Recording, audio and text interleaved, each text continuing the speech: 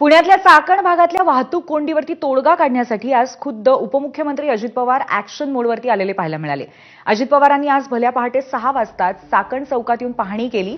पहाटे 6 वाजता अजित पवार चाकण चौकात दाखल झाले.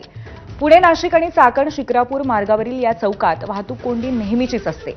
या चौकातनं चाकण एमआयडीसी मध्ये कर्मचाऱ्यांना जावं लागतं. या एमआयडीसी मध्ये 1500 छोट्या मोठ्या कंपन्या आहेत, त्यात 3.5 लाख कर्मचारी काम करतात. यामुळे या परिसरात रोज लाखभर वाहनं ये जा करतात.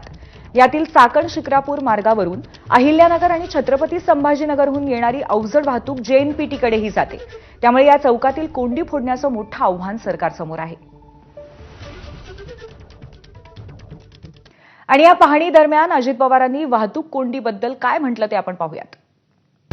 कलेक्टर तुम्ही बघितलं, आता मी गाडीत असताना बघत होतो, जरा गाडी थांबली 6 वाजले. 6 वाजता लगेच लाईन कुठल्या कुठं लागली, म्हणजे पीक आवर मध्ये तर खरंच होत असेल.